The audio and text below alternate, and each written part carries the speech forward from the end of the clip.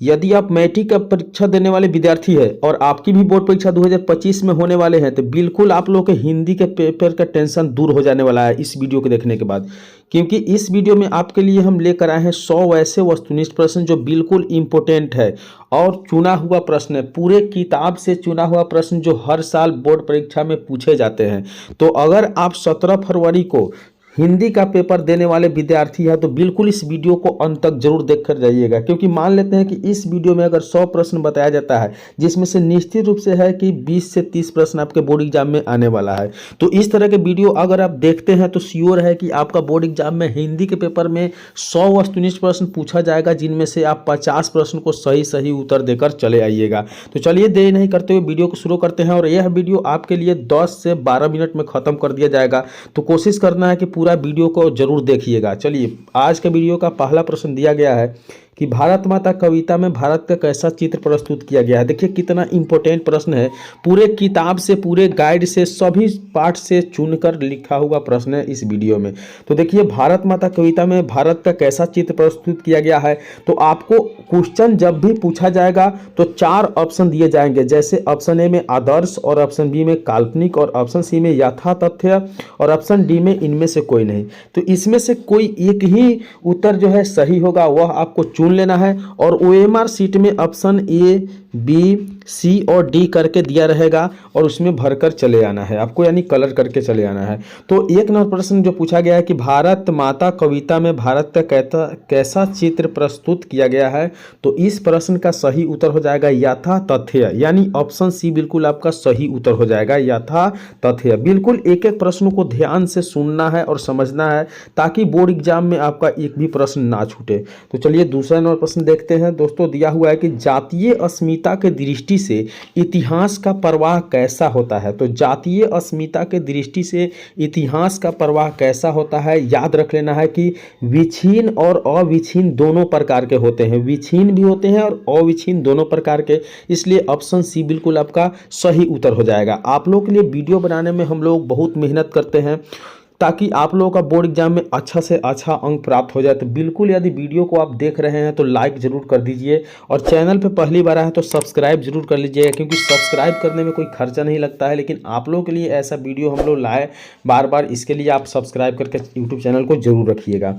तो 3 नंबर प्रश्न दिया हुआ है कि आधुनिक सभ्य समाज और श्रम विभाजन को आवश्यक क्यों मानता है। आधुनिक सभ्य समाज जो है श्रम विभाजन को आवश्यक क्यों मानता है, 3 नंबर प्रश्न में यह पूछा जा रहा है। तो याद रखिएगा, कार्य कुशलता के लिए क्या करते हैं, आधुनिक सभ्य समाज श्रम विभाजन को आवश्यक मानते हैं, इसलिए ऑप्शन ए बिल्कुल इसका सही उत्तर हो जाएगा। अगली प्रश्न की ओर बढ़ेंगे और 4 नंबर प्रश्न देखेंगे। दिया हुआ है श्रम विभाजन और जाति प्रथा पाठ बाबा साहेब के किस भाषण का संपादित अंत है। यानी श्रम विभाजन और जाति प्रथा जो आप पाठ पढ़ते हैं वह बाबा साहेब के किस भाषण का संपादित अंश है, जो बाबा साहेब के द्वारा भाषण दिया गया था उस किस संपादित का अंश पूछा जा रहा है। तो 4 नंबर प्रश्न का सही उत्तर हो जाएगा एनिहिलेशन ऑफ कास्ट, यानी एनिहिलेशन ऑफ कास्ट का जो है श्रम विभाजन और जाति प्रथा एक अंश है, यानी ऑप्शन सी बिल्कुल इसका सही उत्तर हो जाएगा। एक से एक बढ़कर प्रश्न है इस वीडियो में, पूरे किताब का निचोड़ प्रश्न है, तो बिल्कुल आप शुरू से अंत तक देख लीजिए ताकि आपका बोर्ड एग्जाम में इस प्रकार के प्रश्न आए तो आपका एक भी प्रश्न ना छूटे। तो 5 नंबर प्रश्न दिया हुआ है कि ऐसे ही लड़के आगे चलकर गुंडे, चोर, डाकू बनते हैं, यह पंक्ति कहानी के किस पात्र ने कही है। मान लेते हैं कि यह एक लाइन दिया गया है कि ऐसे ही लड़के आगे चलकर गुंडे, चोर, डाकू बनते हैं, यह पंक्ति कहानी के किस पात्र ने कही है। तो 5 नंबर प्रश्न का सही उत्तर हो जाएगा सेन साहब, ऑप्शन सी बिल्कुल इसका सही उत्तर है सेन साहब। एक एक प्रश्न इंपॉर्टेंट है आप लोग के लिए, तो वीडियो पर अंत तक जरूर बने रहिएगा और वीडियो को लाइक करके चैनल को जरूर सब्सक्राइब कर लीजिए। 6 नंबर प्रश्न दिया हुआ है कि किस के अध्ययन क्षेत्र में भारत के कारण नवजीवन का संचार हो चुका है। किसके अध्ययन क्षेत्र में भारत के कारण नवजीवन का संचार हो चुका है। तो 6 नंबर प्रश्न का सही उत्तर विधि शास्त्र, यानी ऑप्शन ए बिल्कुल सही उत्तर हो जाएगा विधि शास्त्र। एक एक प्रश्न को ध्यान से सुनिएगा। तो अगले प्रश्न की ओर बढ़ते हैं, यानी 7 नंबर प्रश्न आपके सामने दिखाई दे रहा है कि मंगमा की बहू का क्या नाम है। मंगमा के बहू जो थी उनका नाम क्या रखा गया था। तो याद रखना है कि मंगमा के बहू का नाम रंगमा रखा गया था। क्या रखा गया था? रंगमा। यानी ऑप्शन बी इसका बिल्कुल सही उत्तर है। तो एक एक प्रश्न चुना हुआ प्रश्न है, पूरे किताब का प्रश्न है चुना हुआ, और पूरे मॉडल पेपर से चुनकर रखा गया प्रश्न है। तो अगर एक वीडियो आप 7 से 8 मिनट या 10 से 12 मिनट के अगर बनाया जाता है तो देख लेते हैं, तो निश्चित रूप से आपके बोर्ड एग्जाम में इसमें से 10 से 15 प्रश्न जरूर पूछा जाएगा। तो 8-9 प्रश्न आप देख रहे हैं कि ढहते विश्वास कहानी किस लेखक द्वारा अनुदित है। ढहते विश्वास जो कहानी है वह किस लेखक द्वारा अनुदित है। तो 8-9 प्रश्न का सही उत्तर राजेंद्र प्रसाद मिश्र। यानी ढहते विश्वास कहानी जो है उनका लेखक जो हो सकता है वह क्या हो सकते हैं? राजेंद्र प्रसाद मिश्र। यानी ऑप्शन ए बिल्कुल इसका सही उत्तर है। अगली प्रश्न की ओर बढ़ते हैं। 9 नंबर प्रश्न देखते हैं, दिया हुआ है माँ कहानी किस लेखक द्वारा रचित है। माँ कहानी किस लेखक द्वारा रचित है। तो 9 नंबर प्रश्न का सही उत्तर ईश्वर पेटलीकर। यानी ईश्वर पेटलीकर के द्वारा माँ कहानी लिखा गया है। ऑप्शन सी बिल्कुल इसका सही उत्तर है। अगली प्रश्न की ओर बढ़ेंगे और 10 नंबर प्रश्न देखेंगे। दिया हुआ है कि मंगू की माँ कितनी संतानें थी। मंगू की माँ जो थी उनके पास कितने संतानें थी। तो याद रखना है कि मंगू के माँ के पास 4 संतानें थी। यानी ऑप्शन सी बिल्कुल इसका सही उत्तर हो जाएगा, 4 संतान। बिल्कुल एक से एक बढ़कर प्रश्न है इस वीडियो में, तो वीडियो को अंत तक जरूर देखिएगा। और अभी तक आप चैनल को सब्सक्राइब नहीं किए हैं तो सब्सक्राइब करके वीडियो को लाइक जरूर कर दीजिएगा और दोस्तों के साथ शेयर भी कर दीजिएगा। तो चलिए 11 नंबर प्रश्न देखते हैं। दिया हुआ है नगर कहानी किस भाषा से अनुदित है। नगर कहानी जो है किस भाषा से अनुदित है यह पूछा गया है। तो नगर कहानी आपका तमिल भाषा से अनुदित है, इसलिए ऑप्शन बी इसका बिल्कुल सही उत्तर तमिल भाषा हो जाएगा। चलिए अगली प्रश्न यानी 12 नंबर प्रश्न की ओर बढ़ते हैं। दिया हुआ है कि पापयाती की उम्र क्या थी। पापयाती जो थी उनकी उम्र कितना था यह पूछा जा रहा है। तो 12 नंबर प्रश्न का सही उत्तर 12 वर्ष, यानी पापयाती का उम्र 12 वर्ष था। ऑप्शन सी इसका बिल्कुल सही उत्तर हो जाएगा। अगली प्रश्न यानी 13 नंबर प्रश्न देखेंगे। दिया हुआ है धरती कब तक घूमेगी कहानी किस लेखक द्वारा अनुदित है। धरती कब तक घूमेगी कहानी को किस लेखक ने लिखा है यह पूछा जा रहा है। बिल्कुल इंपॉर्टेंट प्रश्न है, तो आप क्या करें कि वीडियो को अच्छे ढंग से देखें और एक एक प्रश्न पे जरूर ध्यान दें ताकि आपका जो भी प्रश्न का उत्तर है वो आपके दिमाग में सेट हो जाए। तो 13 नंबर प्रश्न का सही उत्तर क्या हो जाएगा। तो 13 नंबर प्रश्न का सही उत्तर सांवर दैया, यानी धरती कब तक घूमेगी कहानी का जो लेखक है वह सांवर दैया है, इसलिए ऑप्शन बी बिल्कुल इसका सही उत्तर हो जाएगा। अगली प्रश्न की ओर बढ़ते हैं। 14 नंबर प्रश्न देखते हैं। दिया हुआ है श्रम विभाजन और जाति प्रथा के लेखक कौन है। श्रम विभाजन और जाति प्रथा के लेखक कौन है। तो 14 नंबर प्रश्न का सही उत्तर ऑप्शन डी अर्थात भीमराव अंबेडकर जो है श्रम विभाजन और जाति प्रथा के लेखक है, इसलिए ऑप्शन डी बिल्कुल इसका सही उत्तर हो जाएगा। अगली प्रश्न 15 नंबर प्रश्न देखेंगे। दिया हुआ है एक वृक्ष की हत्या कविता किस काव्य संग्रह से संकलित है। बिल्कुल वीडियो को अंत तक देखिएगा। अगर 10 से 12 मिनट की वीडियो देखते हैं तो निश्चित रूप से इसमें से 10 से 15 प्रश्न आपके एग्जाम में जरूर रहने वाले हैं। दिया गया है 15 नंबर प्रश्न में कि एक वृक्ष की हत्या कविता किस काव्य से संकलित किया गया है। तो 15 नंबर प्रश्न के सही उत्तर इन दिनों, यानी इन दिनों काव्य से संकलित जो है एक वृक्ष की हत्या है। तो ऑप्शन इसका बिल्कुल सी सही उत्तर हो जाएगा। अगली प्रश्न की ओर बढ़ते हैं और 16 नंबर प्रश्न देखते हैं। दिया हुआ है कि गरीब बस्तियों में क्या हुआ। तो गरीब बस्तियों में क्या हुआ यह पूछा जा रहा है, ध्यान दीजिएगा बाबू। तो 16 नंबर प्रश्न का सही उत्तर हो जाएगा ऑप्शन सी, यानी धमाके से देवी का जागरण। यानी गरीब की बस्तियों में क्या हुआ था, तो धमाके से देवी जागरण हुआ था। ऑप्शन सी बिल्कुल इसका सही उत्तर हो जाएगा। अगली प्रश्न यानी 17 नंबर प्रश्न दिया हुआ है कि षष्ठी की विकास थमा का प्रथमाक्षर क्या है। तो षष्ठी की विकास थमा का प्रथमा अक्षर क्या है यह पूछा जा रहा है। तो 17वां प्रश्न का सही उत्तर विफलता पर छलके आंसू, यानी ऑप्शन सी बिल्कुल इसका सही उत्तर हो जाएगा, विफलता पर छलके आंसू। अगली प्रश्न यानी 58वां प्रश्न की ओर बढ़ते हैं। दिया हुआ है 58वां प्रश्न कि लौट कर आऊंगा फिर कविता किस कवि द्वारा भावांतरित किया गया है। यानी लौट कर आऊंगा कविता जो है किस कवि द्वारा भावांतरित की गई है। तो 58वां प्रश्न का सही उत्तर है प्रयाग शुक्ल, यानी ऑप्शन सी प्रयाग शुक्ल। याद रखना है। एक एक प्रश्न इंपॉर्टेंट है, पूरे किताब का निचोड़ प्रश्न है, आपको बोला गया है, क्योंकि पूरा वीडियो अगर देख के जाते हैं तो श्योर है कि इसमें से 10 से 15 से 20 प्रश्न जरूर रहने वाले हैं।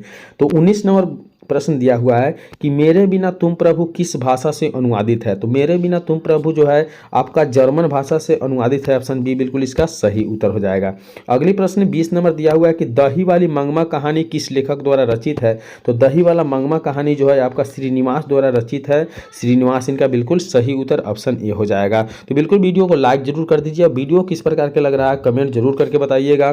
तो 21 नंबर प्रश्न दिया हुआ है कि भारतीय संविधान के निर्माण में महत्वपूर्ण भूमिका किसकी है।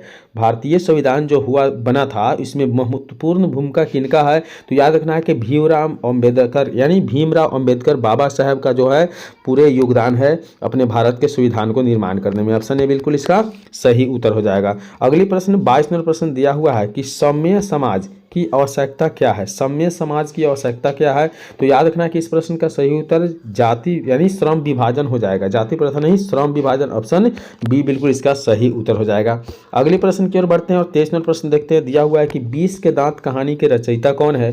तो 23 नंबर प्रश्न का सही उत्तर हो जाएगा कि 20 के दांत कहानी के जो रचयिता है वह नलिन बिलोचन शर्मा जी है। कौन है, नलिन बिलोचन शर्मा जी 20 के दांत कहानी के रचयिता है, ऑप्शन सी बिल्कुल इसका करेक्ट आंसर यानी सही उत्तर हो जाएगा। अगले प्रश्न की ओर बढ़ते हैं, 24वां प्रश्न देखते हैं। दिया हुआ है कि खोखा का दूसरा नाम क्या था। खोखा का दूसरा नाम क्या था।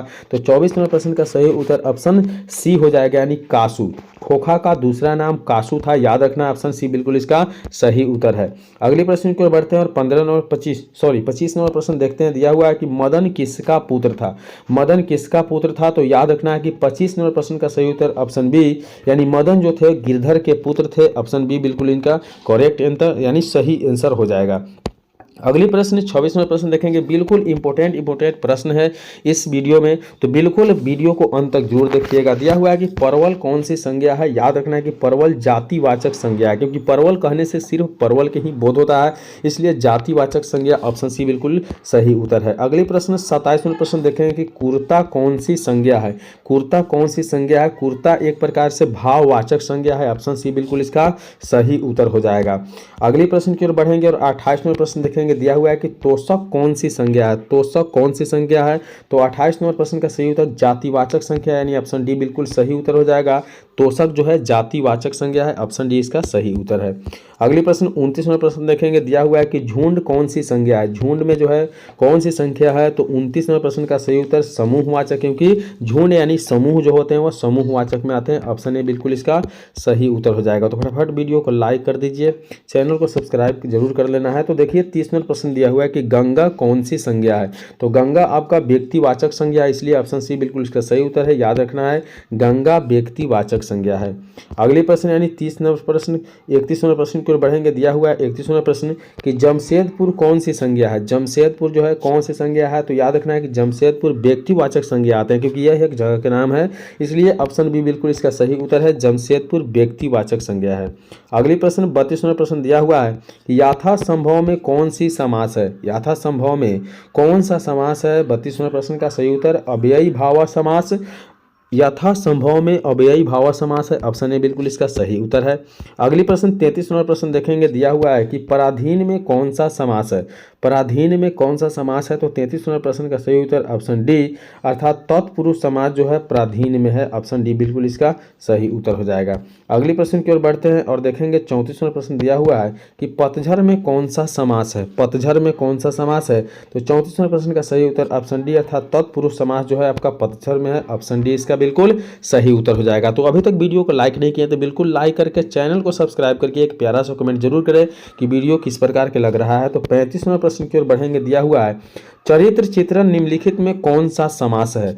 चरित्र चित्रण निम्नलिखित में से कौन सा समास है। तो तत्पुरुष समास है, याद रखना है, ऑप्शन डी बिल्कुल इसका सही उत्तर है। चरित्र चित्रण जो है तत्पुरुष समास है, यानी ऑप्शन डी बिल्कुल इसका सही उत्तर है।